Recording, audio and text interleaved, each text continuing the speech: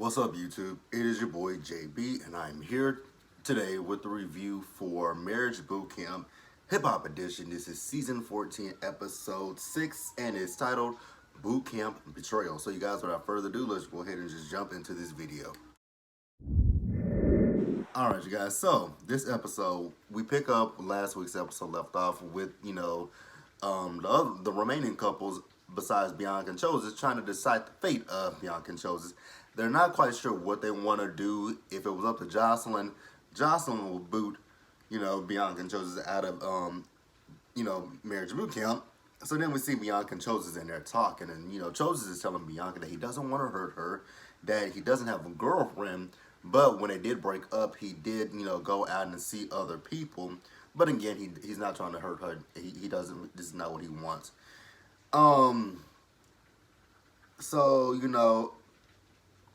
we do see that Michelet went up. They all actually went upstairs. So Michelet went up there and talked to Bianca and Chose. She's like, Dr. Ish told us that we need to make a decision about if you guys singing boot camp or not.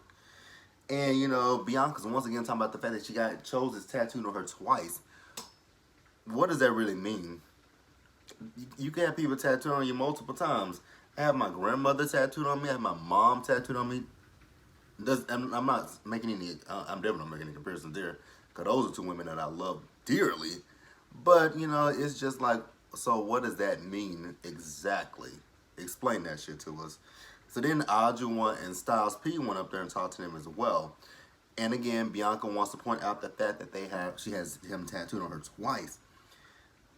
But, they said that so when it comes down to it, like what Styles P said to them, we're not clear what's up with you guys. Like, if you guys are here to be, if you guys are here for a relationship, cool. If you just want to, be friends or whatever, that's cool too. Just keep it real.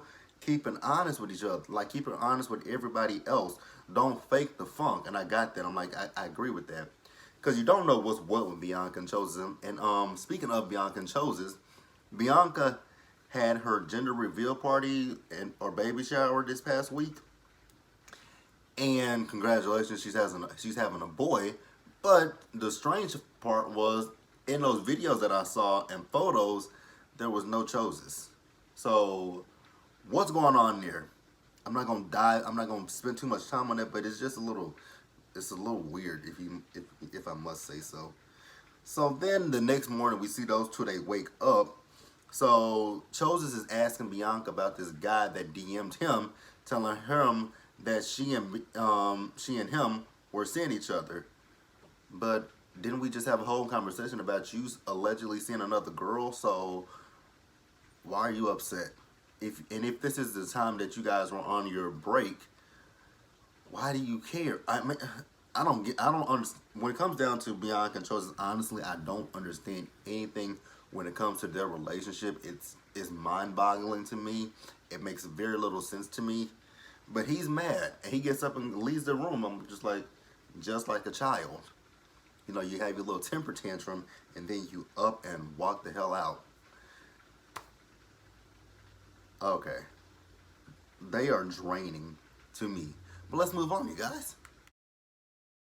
So then Dr. Ish, he calls all the couples together so that they can decide the fate of Bianca and Chose. So, at first, Shandy was like, y'all, since we don't really know what you guys are here for, she kind of felt like they should go. And Jocelyn also felt the same way that they should go.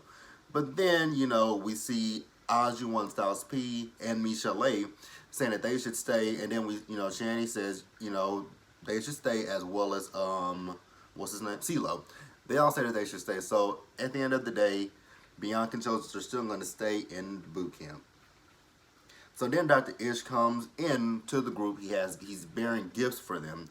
So he tells them to open their gifts. So they open the gifts, and inside of it, it is, they find a pair of pants that'll fit. They find a big pair of pants that'll fit two. They find two slings, and then they find one T-shirt that they both will share. So at the same time, so what they have to do what they have to do is, one person, they'll compete to complete a puzzle. So one person have one hand out, the other person had the other hand out. So they'll work as one, essentially. So then, we do see them, doing a puzzle, and it looks, it's a thing of communication. Honestly, it's communication with that one. I understood that. I understood that completely. We did see Michelet and Stu, and it looked like Stu was doing all the work, but Michelet said, I'm just going to come on what to do. and so, it's just, like I said again, it's just a game of communication. You have to be able to effectively communicate with your partner what needs to be done to get this puzzle solved. So then, we do see the couples that start to get irritated with one another. Aljo and Styles P were getting irritated with each other. Who else got irritated? Ballistic got irritated with Jocelyn. He got irritated with her.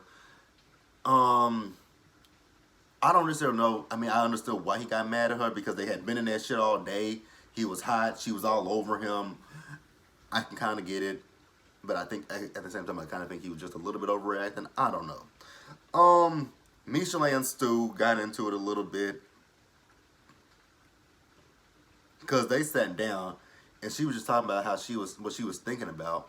Now, when it comes to Michelet, I love Michelet, but I think Michelet needs to, because it still feels like Michelet doesn't know what she wants, and I'm just like, that is sad to see someone as beautiful as Michelet is, but you have to remember all the shit that she's been through in her past.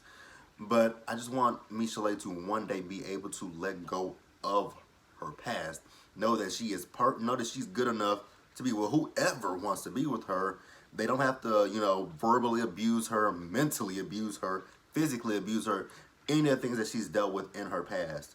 Like, I just want her to be able to get past that and know that she's good enough for anybody.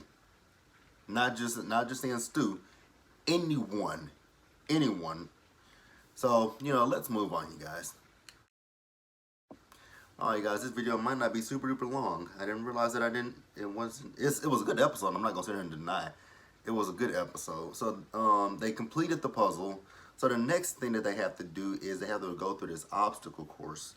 So and there's a catch to this obstacle course. So they'll split them up, and I can't remember the order that it went in. I can't remember the order. But so one group is on the other side, and one group is going through the course. I know Bianca went through the course. I know Jocelyn went through the course. CeeLo went through it. Stu went through it. And the Styles P, that's the one I'm throwing out a blank at, Styles P. I think Styles P went through it. I'm not positive. Or was it Adjoa? That one I don't remember. I remember everybody else but Styles P and Adjoa. Wait, okay, so that's right. So actually, on the opposite side, so how it worked was, five of them would run through the obstacle course, but they would have to do it, with goggles, like beer goggles on, so that their vision is impaired. Then the other five are on the other side, and they're giving them directions about how to come to them. So again, this is all about being effective communicators. So yeah, because Dr. Ish had the ones who have the worst communication skills. So that was Michelet, Chosis, Ballistic Beats, Shanny, which I don't know why Shanny has bad communication, because that would be CeeLo. Shanny, and I'm thinking it was Adjoa, because it was Adjoa. So Adjoa was on, and I don't understand why it's Adjoa. That I don't understand either. So yeah, I don't understand Adjoa and Shanny. Because Adjoa and Shanny aren't the ones in their relationship that has the communication issues. In their relationships, the ones that have the communication issues, especially in Shanny's relationship, it's CeeLo. Because CeeLo uses that big, colorful language like him and T.I. use to talk to, Shanny. So I would have felt that, Dr. Ish would have put CeeLo first. Now, when it comes to Adjoa and Styles P, I feel like maybe I can kind of see that, because I feel like Adjoa does shut down just a little bit when stuff comes up with her and CeeLo. I mean, not her, CeeLo, but her and the Styles P. So I can kind of see that one, but the Shanny one was kind of interesting. So yeah, on the other side, it was CeeLo, it was Jocelyn, it was Bianca, it was Stu, and it was who did I say? Styles P, CeeLo, Jocelyn, Bianca, and Stu. So those were the ones that were on the other side.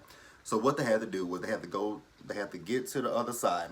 Then once they got to the other side, they switched.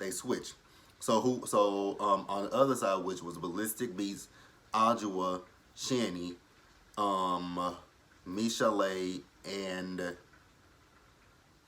Adjoa. Did I say Adjoa? Adjoa? Stop. You guys.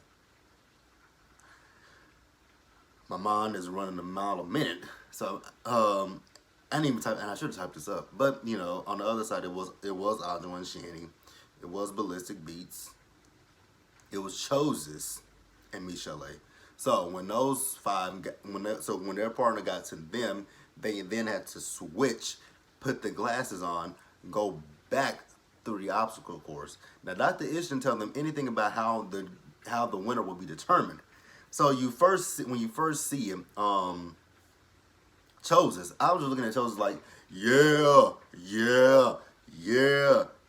That's all he was doing to Bianca. She's like, I can't hear you. And then Michel'le is just, barking at Stu, not really giving him any kind of instructions. I did notice with Jocelyn and Ballistic Beats, I was like, okay, they aren't giving each other encouragement, number one, and then they aren't giving each other directions on what to do. So Bianca and Chose actually made it through the obstacle course first. So they're the winners, right? Wrong. Dr. Ish shows them, well, I never did say how the winners would be determined. They were like, but we got through it first. That wasn't the object of the course. The object was communication.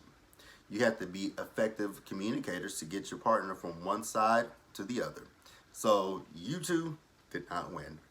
So then they were like, well, who the hell did win? And I knew who won right up. Before Dr. Ish even said who won, I knew who won because I heard them. Because especially when they were coming back, I heard Jocelyn, definitely saying, good job, baby. Go to the right. Go to your right, babe. Come back over. I heard Jocelyn saying that to Ballistic Beats. So I knew when Dr. Ish said that Bianca and Choses didn't win because they were first, that it was about communication. I said, well, Jocelyn and Ballistic Beats won for communication because I heard those two.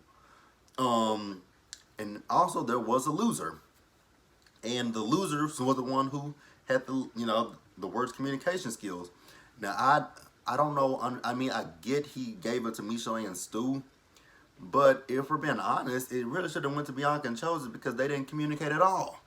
All Choses was doing was being a little cheerleader. That's not communicating at all.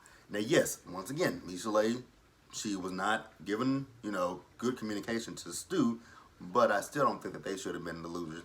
So what the winners get is they get a romantic dinner, and the losers are going to serve them that dinner. Man, when I tell you that dinner had me cracking up laughing. So Stu, he wants to make it a horrible thing for Jocelyn and Ballistic Beats. So they go to serve them. They're like, "Do you guys want some spring water?" They said, "Yeah, let's have some spring water." So Michel'le got some water out of the hot tub. Here you go. And I was like, "Oh my god." So then they gave them some food. Their food wasn't even cooked. I'm like, "Oh my god." And then Stu sent them a salad in a wine glass. I died laughing. It was funny. So then they meet up with Dr. Ish, and Dr. Ish asked Jocelyn how and Ballistic Beast, how was their dinner? Fucking disgusting.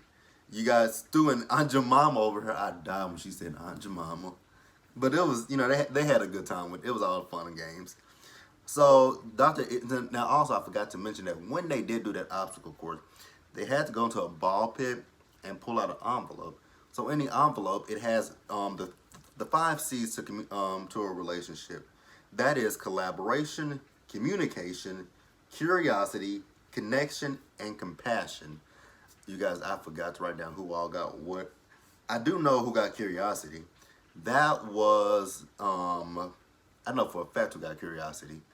It was Micheline and Stu. Um,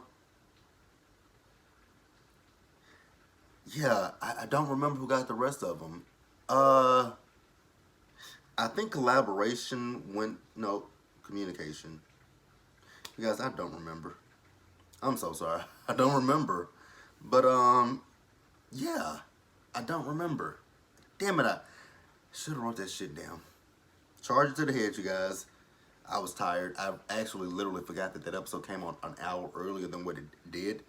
So that was one thing. But yeah, I'm sorry, you guys. I'm so sorry that I didn't get it all down. But you guys, be sure to like this video. That is it. Be sure to like this video, leave your comments, subscribe to the channel, hit that bell notification button so you guys know when I drop anything else. Share this video, and I will see you guys for Life After Lockup. Peace out.